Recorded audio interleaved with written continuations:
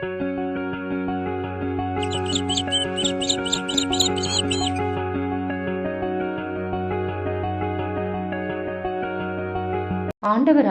இயேசு கிறிஸ்துவின் இனிய நாமத்தில் பனிமய மாதா ஜெபக்குழு சார்பாக உங்களை சந்திப்பதில் மிகுந்த மகிழ்ச்சி அடைகின்றேன். இன்றைய நாளின் தியான வசனம் விடுதலை பயணம் அதிகாரம் 14 இறைவசனம் 13. அஞ்சாதீர்கள், நிலை குலையாதீர்கள். இன்று ஆண்டவர் தாமே உங்களுக்காக ஆற்றும் விடுதலை செயலை பாருங்கள்.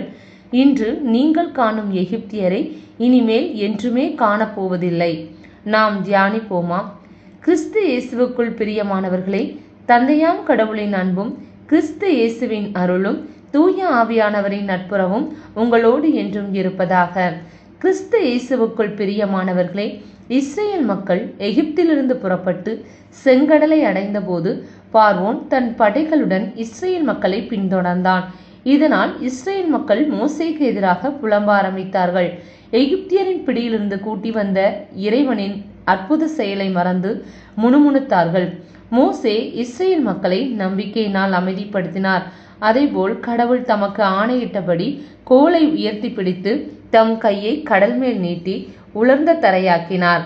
இஸ்ரேல் மக்கள் உலர்ந்த தரையில் நடந்து சென்றனர். இஸ்ரேல் மக்களுக்கு முன் சென்ற இறை தூதரும் மேகத்தூணும் அவர்களுக்கு பின் வந்தது. எகிப்தின் படைகள் செங்கடலில் அமிழ்த்தப்பட்டது. ஆம் பிரியமானவர்களே, கடவுள் தம் மக்களுக்காக போரிட்டு விடுதலை கொடுத்தார்.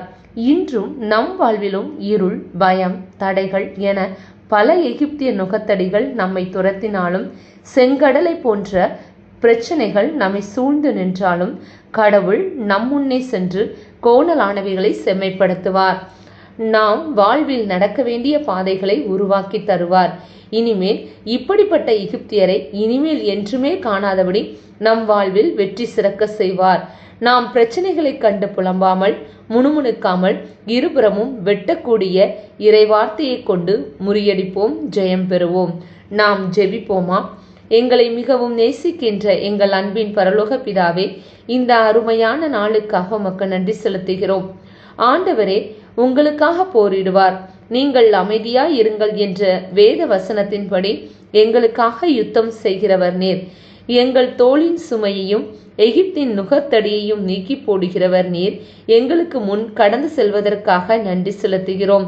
எங்களை தொடர்ந்து போதித்து வழிநடத்தும்.